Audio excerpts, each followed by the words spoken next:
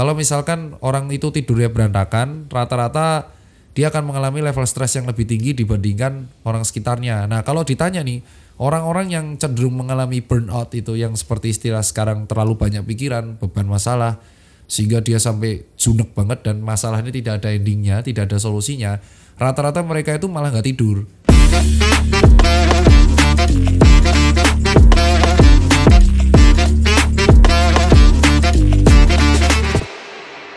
Yo, assalamualaikum warahmatullahi wabarakatuh. Kembali lagi dengan saya Tirta Peng di konten kolaborasi bersama 4Wave. Ini pertanyaannya apa nih? Pak, pernah ngalamin burnout gak Pak? Burnout, banyak orang bilang gue lagi burnout nih. Banyak pikiran gitu ya? Iya. Sebenarnya yang disebut banyak pikiran atau banyak beban dalam saya sih, sejauh saya hidup sih saya tidak pernah menganggap itu terlalu berat. Karena kalau kita menganggap itu terlalu berat ya jadinya berat beneran gitu. Itu saya, subjektif saya. Jadi saya selalu menganggapnya itu kayak ada sesuatu, saya menganggapnya nggak terlalu berat.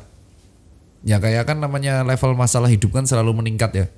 Ya kan kayak kita main game Mario Bros. Dari kita naik kan pasti semakin susah ya semakin tinggi levelnya. Semakin tinggi levelnya semakin susah. Cuman kalau dibilang kayak beban atau banyak pikiran terus sampai burnout banget. Burnout tuh kan kayak bunek, judek sampai pikirannya jenuh tuh. Alhamdulillah sih sampai sejauh ini saya tidak pernah sampai tahap itu gitu. Kayak kita tahu, saya tuh tahu kayak kapan harus gas, kapan harus rem. Itu kalau saya sekarang.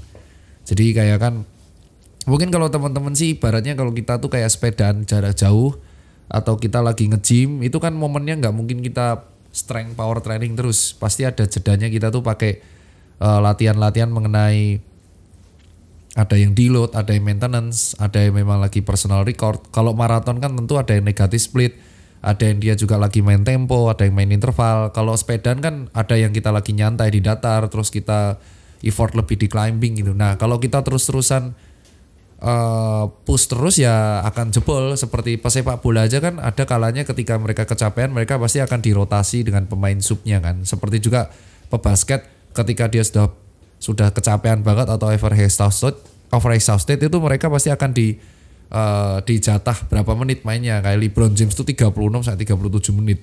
Nah, itu yang saya ambil kepada diri saya. Pada dasarnya adalah ya manusia itu pasti ada kapasitasnya masing-masing. Kalau di diri saya sendiri sih alhamdulillah belum pernah mengalami sampai level tuh burnout gitu. Jadi kalau kayak saya banyak pikiran, banyak masalah tuh pasti akan ada. Apalagi satu namanya usaha pasti ada masalah. Namanya kerjaan pasti ada masalah. Namanya usaha pasti ada konflik. Namanya ada kuliah itu pasti ada tugas, ada ujian. Namanya kita punya keluarga pasti ada anak sakit, masuk sekolah gitu. Namanya finansial pasti kadang ada laba, kadang ada rugi ya. Gimana kita bisa beradaptasi atau defense mekanismenya gitu. Itu kalau dari saya sendiri. Tapi kalau subjektif saya ini tidak bisa diterapkan pada orang lain gitu.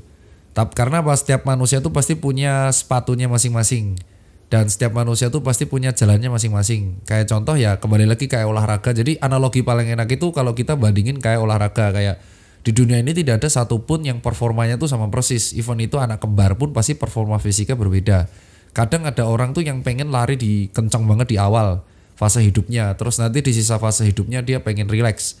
Ada yang dia tuh pengennya mainnya tempo, jadi pace-nya nggak kenceng-kenceng seumur hidupnya, jadi kayak biasa-biasa aja tapi endingnya juga finish juga.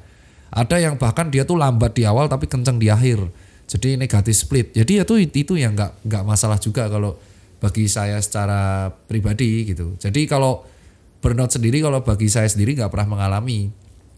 Jadi kalau ditanya sama orang tipsnya apa supaya nggak pernah mengalami, ya kenali dirimu dulu yang pertama, karena kan manusia tuh beda-beda gitu. Terus nomor 2 adalah ya hidup tuh nggak bisa ngegas terus. Kadang kita tuh ada waktu harus namanya rem. Dan bukan terus nomor 3 ambisius tuh boleh, tapi kita nggak bisa seluruh hidup tuh ambisius. Kadang merasa enough tuh cukup. Terus nomor 4 kita tuh harus nemuin hobi yang pure hobi itu untuk setidaknya membuat hormon stres kita tuh menurun. Begitu. Dan nomor terakhir itu adalah pola tidur yang sangat teratur. Nah, pola tidur teratur ini tuh sangat berpengaruh banget pada level stres. Kalau misalkan orang itu tidurnya berantakan, rata-rata dia akan mengalami level stres yang lebih tinggi dibandingkan orang sekitarnya. Nah, kalau ditanya nih, orang-orang yang cenderung mengalami burnout itu yang seperti istilah sekarang terlalu banyak pikiran, beban masalah, sehingga dia sampai junek banget dan masalah ini tidak ada endingnya, tidak ada solusinya, rata-rata mereka itu malah nggak tidur. Kalau saya tidur bisa aja gitu, bisa aja begitu. Jadi dan poin terakhir tuh harus sadar ya bahwa masalah itu tidak bisa diselesaikan saat itu juga. Nah ini adalah poin yang mengakibatkan sebagian banyak orang itu akhirnya mengalami yang namanya burnout itu. Karena ketika mereka kena masalah, mereka tuh beranggapan harus selesai saat itu juga.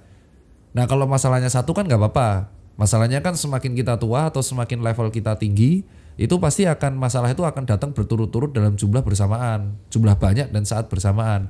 Sehingga yang terjadi adalah kalau kita memaksakan untuk menyelesaikan masalah itu saat bersamaan semua, ya itulah akan meledak pasti over exhausted otaknya gitu. Dan paling bagus ya kita harus tahu bahwa ya nggak masalah selesai besok. Yang penting tidak tertunda tapi satu-satu. Itulah namanya pentingnya skala prioritas. Skala prioritas itu ada 4. Yang pertama urgent and important. Yang kedua adalah urgent but not important. Yang berikutnya nomor 3 tuh important but not urgent. Yang terakhir tuh not important and not urgent. Nah rata-rata manusia yang mengalami burnout atau pribadi yang mengalami burnout tuh nggak bisa membedakan 4 skala prioritas tersebut. Nah teman-teman harus bisa membedakan 4 skala prioritas tersebut. Mana yang paling urgent dan important tuh yang didahulukan dulu. Gitu lah dok, kalau semuanya urgent dan important gimana? Ya harus tetap dibuat skala. Gitu kan? Pasti harus dibuat skala kan. Kalau teman-teman mau adil tidak ada yang kalian tuh bisa mengalokasikan waktu yang sama ke semuanya dalam skala yang kegiatan sama tuh susah gitu. Itu kalau dari saya sendiri. Jadi karena udah terbiasa ya udah, dan semakin kita tua itu alangkah kita berpikirnya itu pasti semakin menjauhi konflik. Jadi malah kita hidupnya kalau saya sekarang lebih ke rem terus sama lepas gasnya udah habis. Jadi saya menghemat tenaga karena semakin tua kalau kita stresornya semakin tinggi itu malah menyebabkan stresor tinggi sehingga nanti hormon stresnya naik malah meningkatkan penyakit kronis dan cancer. Itu tipsnya. Panjang kan? Dah. Terus ada pertanyaan lagi. Bisa berpengaruh ke GERD, Pak? Yang namanya burnout itu pasti akan berpengaruh ke banyak hal ya. Dari tekanan darah yang berantakan, terus detak jantung berantakan, tidur yang berantakan, nafsu makan yang berantakan, yang akhirnya berakibat GERD yang berantakan. Makanya orang-orang yang cenderung mengalami burnout atau masalah yang psikologis yang tidak teratasi itu endingnya malah akan rentan terkena penyakit kronis, dan endingnya ya kalau nggak diabetes mellitus, stroke, serangan jantung. Ya kan kalau saya seperti, jadi intinya ya kita harus tahu bahwa kita nggak bisa menyelesaikan masalah itu saat itu juga gitu. Kayak contoh ada orang tuh kan dia multitasking tuh bisa aja asalkan dia tahu skala prioritas. Rata-rata orang yang mengalami burnout tuh dia nggak tahu skala prioritas. Kayak semua harus dikerjakan saat itu. Kalau saya sih alhamdulillah tidak pernah mengalami sampai fase itu kayak ya udah gitu. Dan diperparah dengan medsos ya gitu. Ya tergantung kalian memandang medsos itu sebagai apa. Kalau kalian kerjaannya terlalu lama di media sosial itu akan lebih meningkatkan tingkat stres, bukan fun lagi. Gitu. Kan hidupnya harusnya real gitu. Karena kan ini banyak pikiran di sini kan berpikir gitu. Itu kalau dari saya. Makanya pola hidupnya harus diatur dulu. Tapi kalau ambisius tuh nggak masalah ke waktu muda karena mungkin dia saat itu pengen ngejar cepet. Ambisius di waktu tua juga nggak masalah. Mungkin suatu saat, mungkin di waktu tua dia juga pengen ngebutan ya nggak masalah aja. Jadi tergantung masing-masing orang. Kalau saya sih jawabannya seperti itu untuk burnout.